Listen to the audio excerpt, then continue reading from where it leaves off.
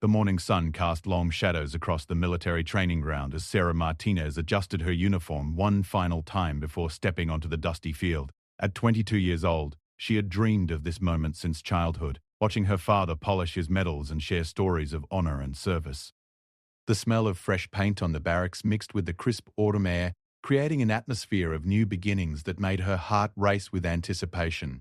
Sarah had graduated summa cum laude from college with a degree in international relations, but her true calling had always been military service. Her friends thought she was crazy to give up a promising career in diplomacy, but Sarah knew she belonged somewhere she could make a real difference. The recruitment officer had painted a picture of leadership opportunities, advanced training, and the chance to serve her country with distinction. The other recruits around her came from all walks of life. There was Marcus, a former factory worker from Detroit who wanted to provide better opportunities for his young daughter. Jessica had left behind a comfortable job as a teacher to follow in her grandfather's footsteps. David, barely 18, had joined straight out of high school with dreams of becoming a military pilot. They all shared the same nervous energy, the same hopeful determination that had brought them to this moment. Sergeant Robert Hawkins emerged from the administrative building like a storm cloud gathering on the horizon. At 45, he had spent 27 years in the military, rising through the ranks through a combination of genuine skill and an increasingly bitter worldview. His marriage had crumbled under the weight of multiple deployments, and his relationship with his teenage son had become a series of hostile silences and angry phone calls. Hawkins had once been the kind of soldier others looked up to, but years of bureaucratic frustrations and personal disappointments had hardened him into something else entirely. He looked at the fresh faces of the new recruits and saw not potential, but problems waiting to happen. In his mind, they were soft, privileged kids who had never faced real adversity and would crumble at the first sign of genuine pressure. When Hawkins called the recruits to attention, his voice carried the authority of decades in uniform, but also an undertone of something darker. He began his standard speech about discipline, respect, and the transformation they would undergo during their training. His eyes swept across the formation, cataloging weaknesses and identifying targets for his particular brand of motivation. Sarah stood perfectly straight, her chin raised with quiet confidence. She had prepared for this moment through months of physical training, studying military protocol and mental preparation. Her father had warned her that drill sergeants would test her limits, but he had also taught her that respect was earned through actions, not demands. The first week of training passed in a blur of physical exercise, classroom instruction, and the constant pressure of military discipline. Sarah excelled in most areas, her college education giving her an advantage in tactical studies and her natural athleticism helping her keep pace with the physical demands. She helped struggling recruits with their studies and never complained about the harsh conditions or demanding schedule. Hawkins noticed her competence, but instead of appreciation, it triggered something resentful in him. He had worked his way up from nothing, joining the military to escape poverty and a broken home. Seeing Sarah's confidence and natural leadership abilities reminded him of all the opportunities he felt had been denied to him because he lacked her educational background and social advantages. During a particularly challenging obstacle course exercise, Sarah demonstrated not just personal excellence but genuine care for her fellow recruits. When Marcus struggled with a rope climb, she stayed behind to coach him through the technique, even though it meant both of them finished last. Her actions earned the respect of her peers but seemed to irritate Hawkins even more. The sergeant began to single Sarah out for increasingly harsh treatment. Extra duties, impossible standards, and constant criticism became her daily reality. Where other recruits might receive constructive feedback, Sarah faced personal attacks disguised as military discipline. Hawkins would inspect her bunk with a magnifying glass, finding microscopic flaws that would result in punishment details. Sarah's initial response was to work harder, assuming that her sergeant's high standards were pushing her toward excellence.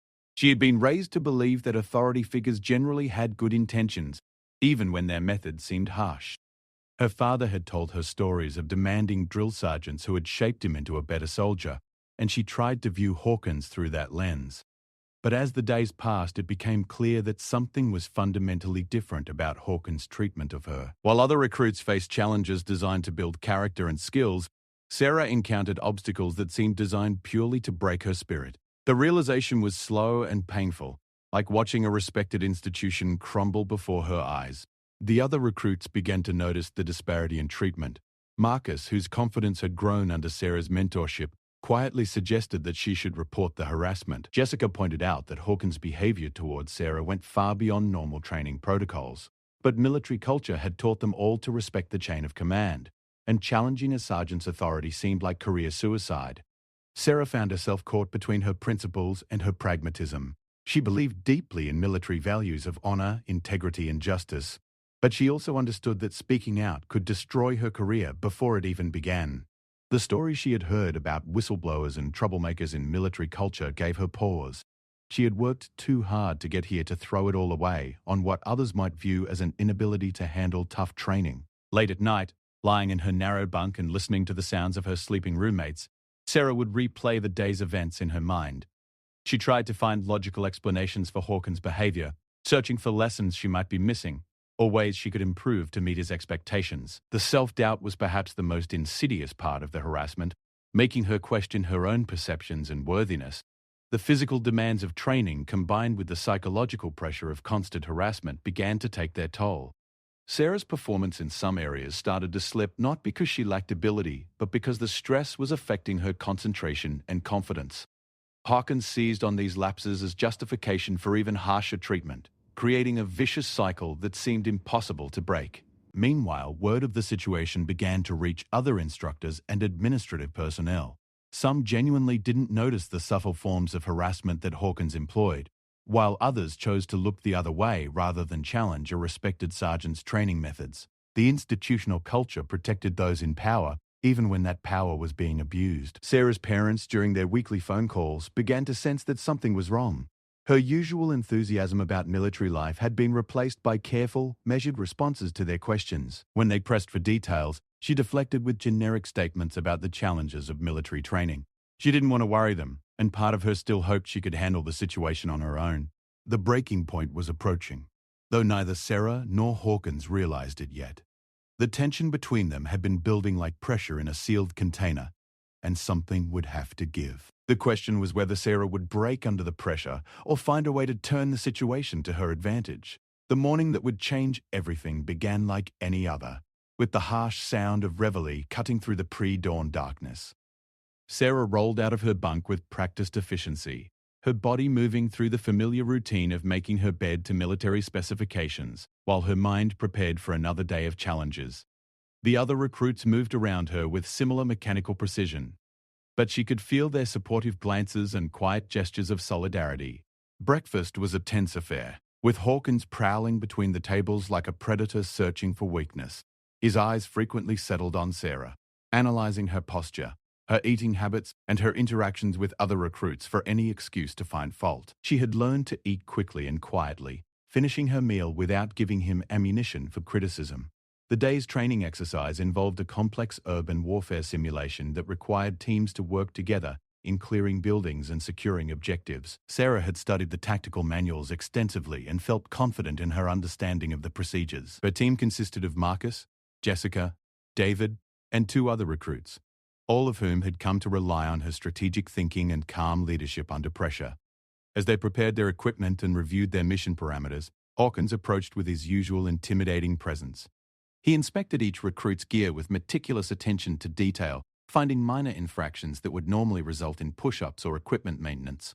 When he reached Sarah, however, his inspection took on a different character entirely. Hawkins examined her weapon with excessive thoroughness, dismantling and reassembling it while questioning her knowledge of its mechanisms. He criticized the arrangement of her tactical vest, even though it followed standard protocols exactly. Most telling of all, he questioned her team assignments, suggesting that her fellow recruits might be better served with different leadership. The psychological impact of this public humiliation was immediate and visible. Sarah's teammates shifted uncomfortably, unsure whether they should defend her or remain silent to avoid becoming targets themselves. The other teams watched with a mixture of sympathy and relief that they weren't in her position. The atmosphere that should have been focused on learning and teamwork instead became charged with tension and uncertainty. Sarah maintained her composure throughout the inspection, answering Hawkins' questions clearly and professionally despite the obvious bias in his treatment. She refused to give him the satisfaction of seeing her rattled, drawing on inner reserves of strength that came from years of facing challenges with dignity. Her calm response seemed to frustrate Hawkins even more, as if her composure was itself an act of defiance. The simulation began with Sarah's team assigned to the most difficult objective, a three-storied building that required coordination between multiple entry points and careful timing to avoid simulated casualties. While other teams received detailed briefings and encouragement from their instructors, Hawkins provided Sarah's team with minimal guidance and constant reminders of the consequences of failure. Despite the lack of support from their instructor, Sarah's team performed exceptionally well. Her strategic planning and clear communication helped them navigate the complex scenario with efficiency and effectiveness. Marcus had overcome his early struggles and now executed his role with confidence, while Jessica's attention to detail proved crucial in identifying potential threats. David's enthusiasm, properly channeled, contributed to the team's overall success. Hawkins watched their progress with growing irritation, clearly hoping for failures that he could use to justify his harsh treatment of Sarah. When the team successfully completed their primary objective ahead of schedule, he found fault with minor procedural details that other instructors would have praised as creative problem-solving. His criticism was so obviously biased that even other staff members began to take notice. The afternoon brought individual combat training, where recruits practiced hand-to-hand combat techniques in controlled sparring sessions. Sarah had always been athletically gifted, and her college experience with martial arts gave her an advantage in these exercises. She approached each training partner with respect and focus, learning from both victories and defeats while helping others improve their techniques. Hawkins paired her against increasingly difficult opponents, clearly hoping to see her overwhelmed or humiliated. When she continued to perform well, maintaining her composure even when facing superior opponents, his frustration became visible to everyone present. The other instructors exchanged glances, recognizing that something was seriously wrong with the situation. The confrontation that everyone feared was approaching finally materialized during the afternoon's final exercise. The training scenario involved individual recruits navigating an obstacle course while under simulated enemy fire. It was designed to test decision-making under pressure and the ability to maintain focus despite distractions and stress. Sarah's turn came near the end of the session, when the heat and humidity had made the course even more challenging than usual. As she prepared to begin, Hawkins positioned himself closer than protocol normally allowed, using his authority to create additional psychological pressure. His running commentary was harsh and personal, going far beyond the standard encouragement or instruction that other recruits had received. Halfway through the course, as Sarah navigated a particularly difficult section that required crawling under low obstacles while carrying full equipment, Hawkins suddenly changed the rules of the exercise. He demanded that she repeat sections that she had already completed successfully, citing imaginary infractions that existed only in his mind. The other instructors and recruits watched in uncomfortable silence as the harassment reached a new level of obviousness. Sarah's response was to comply with the unreasonable demands while maintaining her professional demeanor. She repeated the sections without complaint, even when it became clear that Hawkins would continue to find fault regardless of her performance. Her composure under pressure demonstrated exactly the kind of character that military training was supposed to develop, but Hawkins seemed determined to break her spirit rather than recognize her strength. The final insult came when Sarah completed the course despite all of Hawkins' interference and deliberate obstacles. Instead of acknowledging her perseverance and skill, he declared her performance unsatisfactory and ordered her to repeat the entire course. The injustice was so obvious that several recruits audibly protested, and even some instructors looked uncomfortable with the situation. At that moment, something shifted in the dynamics of the training ground. The other recruits, who had been silent observers of Sarah's harassment, began to find their voices. Marcus stepped forward and quietly asked if he could review the scoring criteria.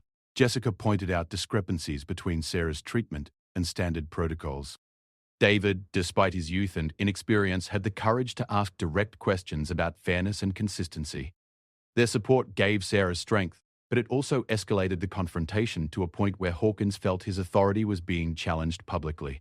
Military culture places enormous emphasis on respect for rank and the chain of command, and the questions being raised threatened to undermine his position in front of his peers and subordinates. The situation was rapidly approaching a crisis point that would force everyone present to choose sides and face consequences. Sarah realized that her next decision would determine not just her own future, but potentially affect the careers of everyone who had shown her support. The weight of that responsibility was enormous, but she also understood that sometimes standing up for principles required accepting personal risk. The tension on the training ground was palpable, as everyone waited to see how the confrontation would resolve. Hawkins had pushed the situation beyond the point where it could be quietly ignored or smoothed over. Sarah had demonstrated remarkable restraint and professionalism, but she was also human, and everyone has limits. The question was whether those limits would be reached in the next few moments, and what would happen if they were. The moment of confrontation arrived with the suddenness of a thunderclap on a clear day. Hawkins, frustrated by Sarah's continued composure and the growing support from other recruits, decided to escalate the situation beyond professional boundaries. His face flushed with anger as he strode across the training ground, his movements sharp and aggressive in a way that made everyone present tense with anticipation. Sarah had just finished wiping the sweat from her face with her sleeve when Hawkins reached her position. She was breathing heavily from the repeated obstacle course runs, but her posture remained straight and her expression calm. The exhaustion was visible in her eyes, but so was an unbreakable determination that seemed to infuriate her tormentor even more. Without warning or justification, Hawkins grabbed Sarah by the shoulder and shoved her forcefully toward the ground.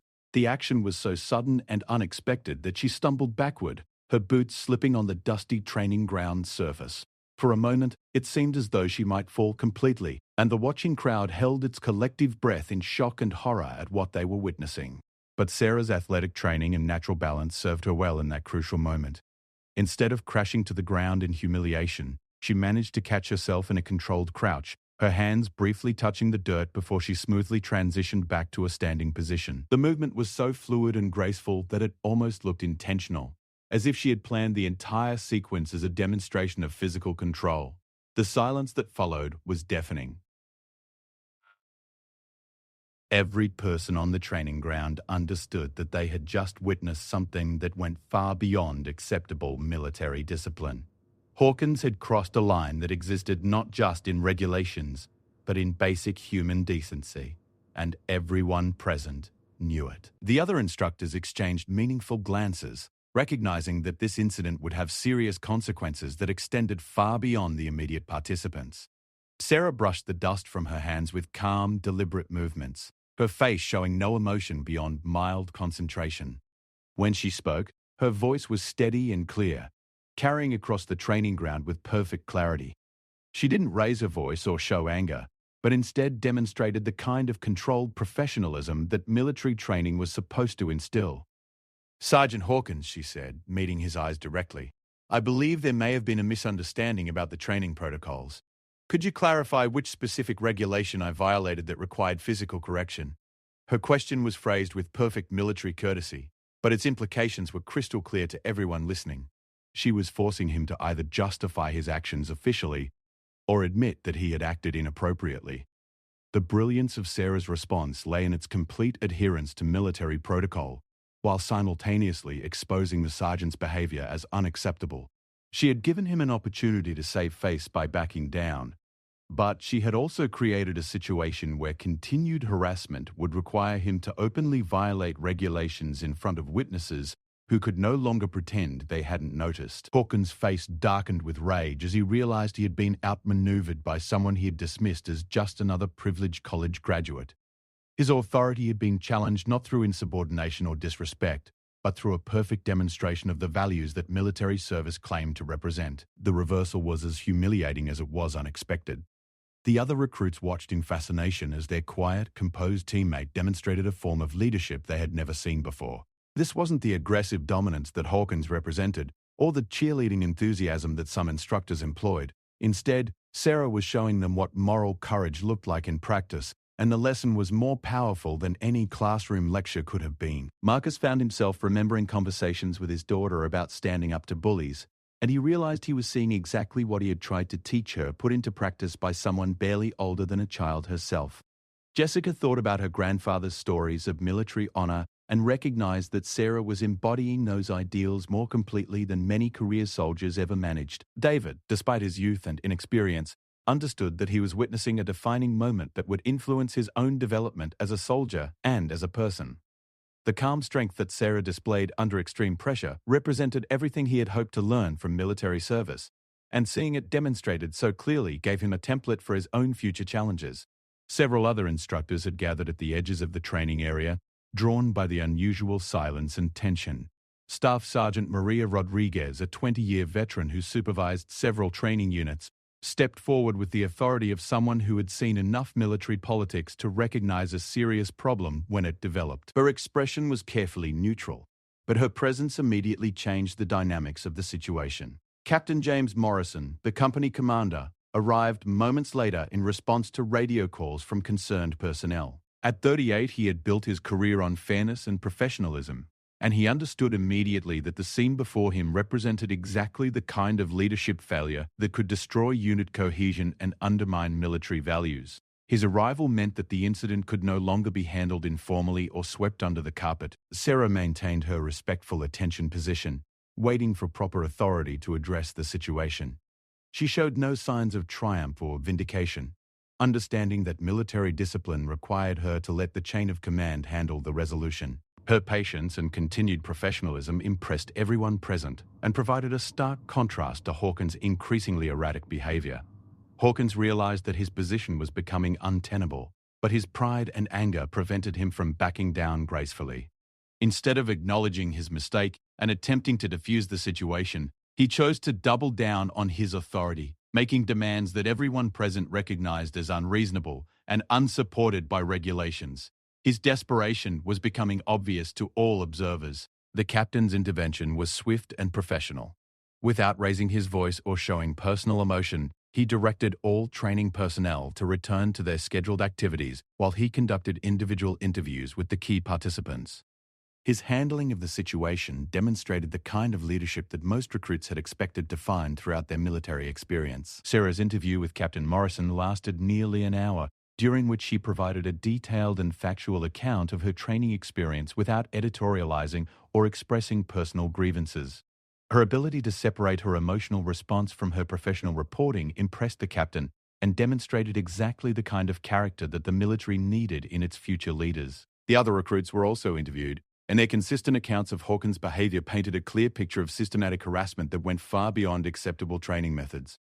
Their willingness to speak honestly about what they had witnessed, despite potential risks to their own careers, showed that Sarah's example of moral courage was already influencing others. The immediate aftermath of the confrontation saw significant changes in the training environment. Hawkins was temporarily reassigned pending a formal investigation, and Staff Sergeant Rodriguez took over the unit with a completely different approach to leadership and instruction.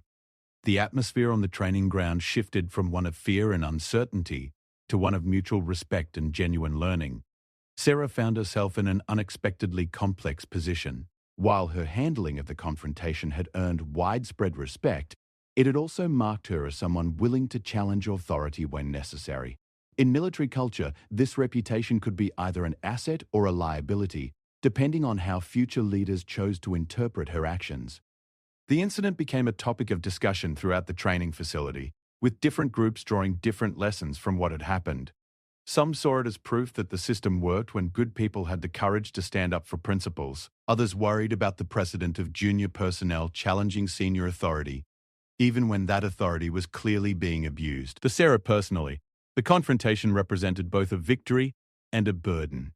She had successfully defended her dignity and demonstrated important principles, but she also understood that her military career would forever be shaped by this moment of choosing integrity over convenience. The investigation that followed Sarah's confrontation with Sergeant Hawkins moved through military channels with the deliberate thoroughness that characterized serious disciplinary matters. Captain Morrison assembled a review board that included officers from outside the training command to ensure objectivity and prevent any appearance of unit bias. The process would take several weeks, during which the entire training environment operated under heightened scrutiny. Sarah continued her training under Staff Sergeant Rodriguez's supervision, but the experience had fundamentally changed her perspective on military service. The idealistic vision she had brought from civilian life had been tempered by the reality that institutions, no matter how noble their stated purposes, were still composed of flawed human beings who could abuse their power. This knowledge was both disillusioning and empowering, forcing her to develop a more mature understanding of leadership and responsibility. The other recruits responded to Sarah's example in different ways that revealed their individual characters and values. Marcus became more vocal about fairness issues, finding his voice on matters he would previously have ignored to avoid conflict. His confidence grew as he realized that standing up for principles didn't require being confrontational or disrespectful, but could be done with the same professionalism that Sarah had demonstrated. Jessica began to see connections between the harassment Sarah had faced and broader patterns of discrimination that existed throughout society. Her background as a teacher had given her sensitivity to power dynamics and unfair treatment, but watching Sarah's response had shown her how to address these issues constructively, rather than simply complaining about them or accepting them as inevitable. David's youth and inexperience made him particularly impressionable, and Sarah's example became a foundational influence on his developing understanding of military values. He began to ask more thoughtful questions during training sessions, seeking to understand not just what procedures to follow, but why those procedures existed and how they contributed to larger military objectives. The investigation revealed a pattern of inappropriate behavior by Hawkins that extended beyond his treatment of Sarah. Other recruits, some from previous training cycles, came forward with their own accounts of harassment and abuse of authority. The picture that emerged was of a senior non-commissioned officer who had gradually lost sight of his responsibility to develop junior personnel and had instead become focused on exerting dominance for its own sake. The formal charges against Hawkins included conduct unbecoming a non-commissioned officer, abuse of authority, and failure to maintain professional standards. The military justice system moved with typical deliberation, but the evidence was overwhelming and the witness testimony was consistent. His career, built over more than 2 decades, would effectively end with a reduction in rank and early retirement. Sarah was called to testify before the review board, where she provided detailed testimony about her experiences while maintaining the professional demeanor that had characterized her response to the original harassment. Her ability to present facts without emotional rhetoric impressed the reviewing officers and demonstrated the kind of character they wanted to see in future military leaders. The testimony phase revealed interesting dynamics among the reviewing officers. Some were genuinely committed to rooting out abuse and maintaining military standards, while others seemed more concerned with protecting institutional reputation and minimizing negative publicity. Sarah learned valuable lessons about navigating military politics and understanding the various motivations that influence decision-making at different levels of command. During this period, Sarah also dealt with unofficial pressure from some personnel who felt that her complaint had damaged unit morale and created unnecessary controversy. A few older soldiers suggested that she should have handled the situation differently, either by adapting to Hawkins's style or by addressing her concerns through informal channels. These conversations taught her about the complex social dynamics that existed alongside official military structure. The support she received from unexpected sources proved equally educational. Officers and senior enlisted personnel who had never spoken to her directly made points of acknowledging her professionalism and expressing respect for her handling of a difficult situation. She began to understand how her actions had been observed and evaluated by people she hadn't even realized were paying attention. Captain Morrison took a personal interest in Sarah's continued development, assigning her to special projects that would challenge her leadership abilities and provide opportunities to demonstrate her potential. These assignments were more demanding than normal recruit training, but they also offered chances to work directly with experienced personnel and learn advanced skills that would serve her throughout her military career. One such assignment involved developing training materials for new instructor courses, focusing on appropriate mentoring techniques and professional boundaries. The irony of being asked to help educate instructors on proper behavior was not lost on Sarah, but she approached the task with characteristic thoroughness and produced materials that were later adopted throughout the training command. Her work on the instructor materials brought her into contact with military psychologists and education specialists who helped her understand the theoretical foundations of effective leadership development. These discussions expanded her thinking beyond her own experiences and gave her broader perspective on systemic issues that affected military training and personnel development. The resolution of Hawkins' case came after 6 weeks of investigation and review. His conviction on multiple charges resulted in reduction in rank to corporal, forfeiture of pay and allowances, and mandatory retirement within 90 days. The severity of the punishment sent a clear message throughout the training command that abuse of authority would not be tolerated regardless of an individual's rank or years of service. Sarah felt no personal satisfaction in Hawkins' downfall, recognizing that the situation represented a failure of the system that should have prevented such problems from developing. Her focus remained on learning from the experience and ensuring that her own future leadership would reflect the highest standards of military professionalism and personal integrity. The incident's aftermath also brought opportunities that Sarah had not anticipated. Her reputation for principled behavior and grace under pressure attracted attention from senior officers who were looking for promising junior personnel to mentor. These connections would prove valuable throughout her career, providing guidance and support that helped her navigate the complexities of military advancement. Staff Sergeant Rodriguez became a particularly important mentor, sharing insights from her own experiences as a woman in military leadership and helping Sarah understand how to maintain her integrity while working effectively within institutional structures.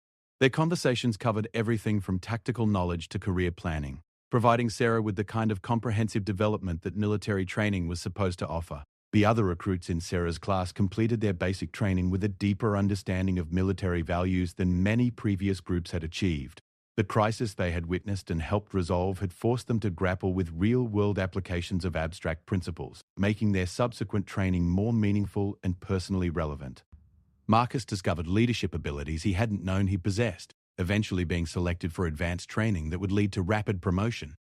Jessica's teaching background combined with her military experience made her valuable for training development roles. David's enthusiasm, properly directed through Sarah's mentoring, developed into genuine competence and dedication. The training command implemented new oversight procedures designed to prevent future incidents of instructor misconduct, regular evaluations, anonymous feedback systems, and improved supervisor training were among the changes that resulted from the investigation. Sarah's courage in confronting abuse had led to systemic improvements that would benefit countless future recruits. As her basic training neared completion, Sarah reflected on how dramatically her expectations and understanding had evolved. She had entered military service with idealistic visions of honor and heroism, but she was leaving with something more valuable: a realistic understanding of how to maintain integrity within imperfect institutions, and the knowledge that individuals could make a difference when they had the courage to act on their principles. The lessons she had learned extended far beyond military applications. Her experience had taught her about power dynamics, institutional change, personal courage, and the importance of supporting others who faced similar challenges. These insights would influence her approach to leadership throughout her career and help her mentor others who encountered their own tests of character and principle. 6 months after the confrontation that had defined her basic training experience, Sarah found herself stationed at Fort Braxton, a sprawling military installation that served as home to multiple specialized units and advanced training programs. The assignment represented both recognition of her potential and an opportunity to prove herself in an environment where her reputation had preceded her arrival. Word of her handling of the Hawkins situation had spread through military networks with the efficiency that characterizes close-knit professional communities. Some officers viewed her as a promising leader who had demonstrated moral courage under pressure, while others saw her as a potential troublemaker who might challenge authority inappropriately. Sarah understood that her actions would be scrutinized more closely than those of typical junior officers, but she was determined to prove that principled behavior and effective performance were not mutually exclusive. Her first assignment at Fort Braxton involved working with Lieutenant Colonel Patricia Chen, a career officer who had built her reputation on developing junior personnel and implementing innovative training programs. Chen had specifically requested Sarah for her unit based on reports of her professionalism and leadership potential, but she was also curious to evaluate whether the young officer could maintain her standards while dealing with the complex challenges of operational military service. The unit Sarah joined was responsible for developing and testing new combat training protocols that would eventually be implemented across multiple military branches. The work required creativity, technical expertise, and the ability to collaborate with personnel from different backgrounds and specialties. It was exactly the kind of challenging assignment that Sarah had hoped for when she originally enlisted. Her fellow officers came from diverse military and civilian backgrounds, creating a rich environment for learning and professional development. Captain James Liu had transitioned from civilian engineering after completing his PhD in systems design. Major Angela Foster brought combat experience from multiple overseas deployments. First Lieutenant Robert Kim had graduated from a military academy with honors in international relations. The team dynamics were initially cautious, as everyone evaluated the new member whose reputation for confronting inappropriate authority had preceded her arrival. Some colleagues wondered whether she might be difficult to work with or prone to creating unnecessary conflict. Others were curious about the character that had enabled her to handle such a challenging situation with apparent grace and effectiveness. Sarah's approach to integration focused on demonstrating competence and reliability rather than addressing her reputation directly.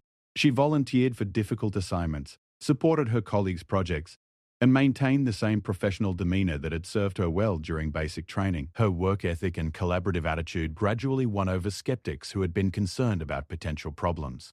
The first major project assigned to Sarah involved analyzing training accidents and developing recommendations for improving safety protocols. The work required reviewing incident reports, interviewing personnel, and identifying patterns that might not be obvious to individuals focused on specific cases. It was sensitive work that required both analytical skills and diplomatic ability to gather information from people who might be defensive about their own roles in problematic incidents. During her investigation, Sarah discovered several cases where training accidents had resulted from unclear authority structures and inadequate oversight rather than individual incompetence or equipment failure. Her findings suggested that the same institutional problems that had enabled Hawkins' behavior might be affecting safety and effectiveness in other areas of military operations. The challenge was presenting these findings in a way that would prompt constructive changes rather than defensive reactions. Sarah's experience with the Hawkins situation had taught her the importance of focusing on systemic issues rather than individual blame, and she structured her recommendations to emphasize process improvements rather than personnel criticism. Lieutenant Colonel Chen was impressed by both the thoroughness of Sarah's analysis and the diplomatic skill with which she presented potentially controversial findings. The recommendations were adopted with minimal resistance and led to measurable improvements in training safety statistics. The success of the project established Sarah's reputation as someone who could identify problems and develop practical solutions.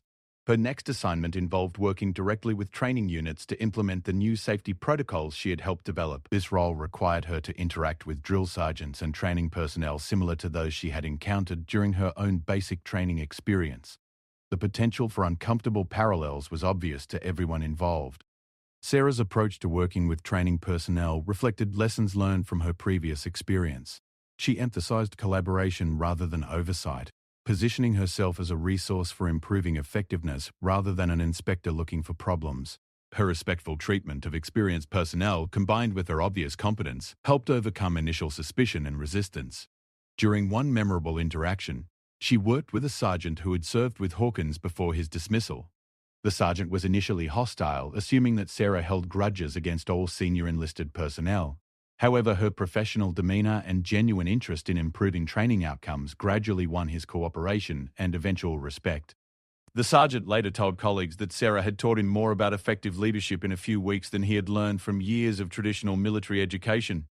Her ability to provide constructive feedback without undermining authority, and to suggest improvements without implying incompetence, demonstrated advanced interpersonal skills that many senior officers never developed. Sarah's success in these assignments led to additional opportunities that challenged different aspects of her abilities. She was selected to represent her unit at inter-service conferences, where she presented research findings to audiences that included general officers and civilian defense officials. Her presentations were well received and led to invitations to participate in high-level planning discussions.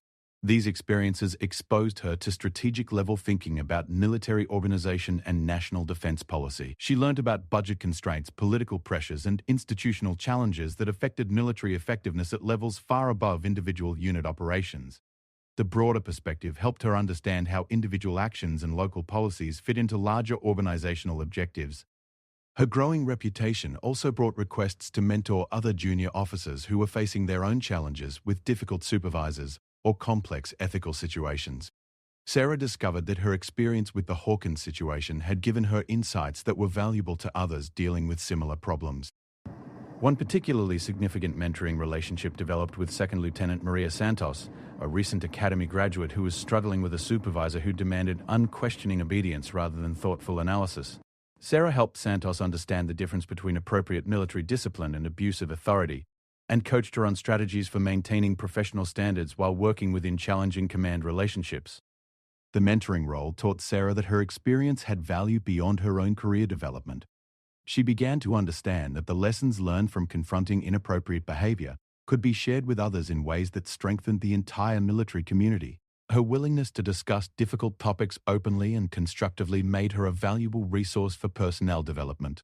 Major Foster, who had become one of Sarah's strongest supporters, recommended her for accelerated promotion consideration based on her demonstrated leadership abilities and positive impact on unit effectiveness. The recommendation required extensive documentation of achievements and potential, but Sarah's record of performance made the case relatively straightforward. The promotion process included interviews with senior officers who evaluated candidates' readiness for increased responsibility. Sarah's interviews went well, with reviewing officers commenting positively on her maturity, analytical abilities, and commitment to military values. Her handling of the Hawkins situation was discussed openly, with interviewers expressing respect for her courage and professionalism. The promotion was approved along with assignment to a position that would involve supervising junior personnel and contributing to policy development at the division level.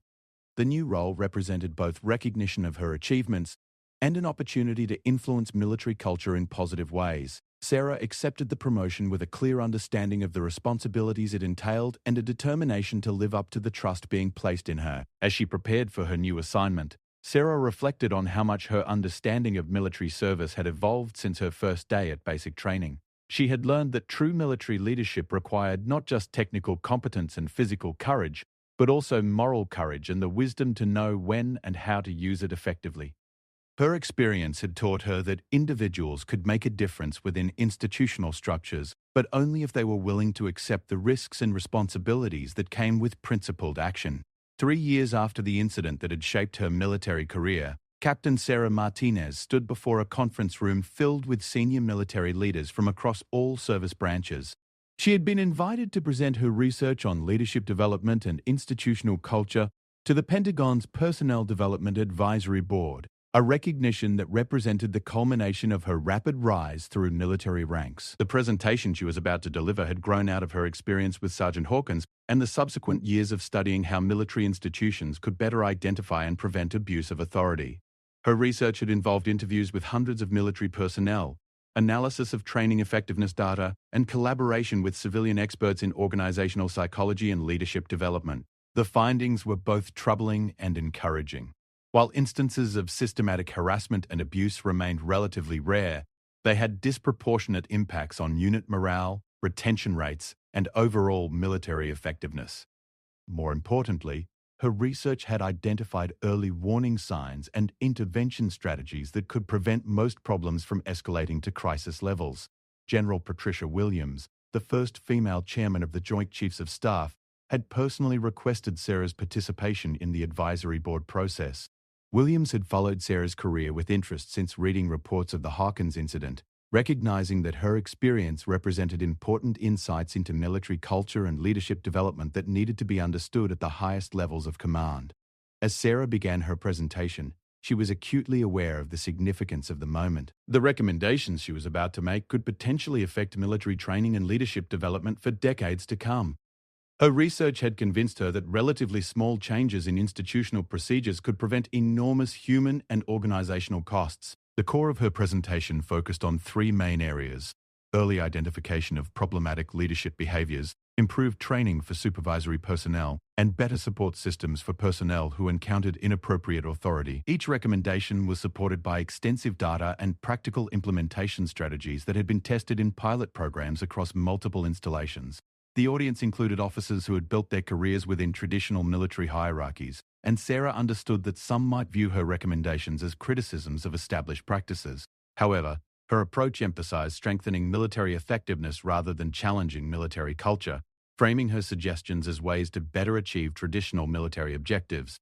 General Williams asked pointed questions about implementation costs and potential resistance from personnel who might view the changes as unnecessary bureaucracy. Sarah's responses demonstrated thorough preparation and realistic understanding of institutional constraints, but also unwavering commitment to the principle that military effectiveness required moral as well as tactical excellence. Admiral Robert Chen, the Chief of Naval Operations, expressed concern that increased oversight might undermine the authority of field commanders and create hesitation in critical decision-making situations.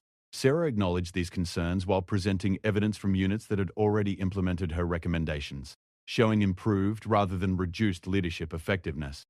The discussion that followed her presentation lasted nearly 3 hours, with board members exploring various aspects of her research and debating potential implementation strategies. Sarah found herself in the unusual position of defending ideas that had grown out of her personal experience while maintaining the objective perspective required for policy development. Colonel James Harrison, who had served as Sarah's supervisor during her first assignment at Fort Braxton, attended the session as an observer, and later commented on her remarkable growth from the young officer he had first met. Her ability to translate personal experience into institutional policy recommendations while maintaining professional objectivity impressed everyone present. The board's final report, issued 6 weeks later, incorporated most of Sarah's recommendations and authorized pilot programs to test implementation strategies. The acceptance of her ideas represented validation not just of her research but of the principle that junior personnel could contribute meaningfully to institutional improvement when they had the courage to speak up and the persistence to develop constructive solutions. Meanwhile, Sarah's unit at Fort Braxton had been selected to participate in an international training exchange program with Allied military forces. Her role in the program involved developing cross-cultural training protocols and serving as a liaison officer with foreign military personnel. The assignment would take her to Europe for 6 months and represented another significant step in her expanding military career. The international assignment provided new perspectives on military leadership and institutional culture. Working with officers from different national traditions, Sarah gained appreciation for various approaches to military discipline and personnel development. She discovered that the challenges she had encountered were not unique to American military culture, but reflected broader questions about balancing authority with accountability.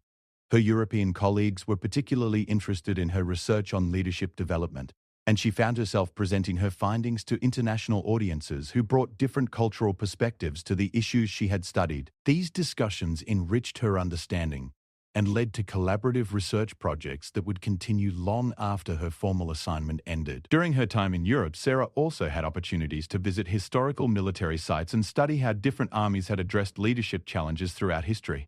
These experiences deepened her appreciation for military traditions while reinforcing her conviction that those traditions were best served by continuous improvement rather than rigid adherence to outdated practices. When she returned to the United States, Sarah discovered that pilot programs based on her recommendations had produced measurable improvements in training effectiveness and personnel satisfaction.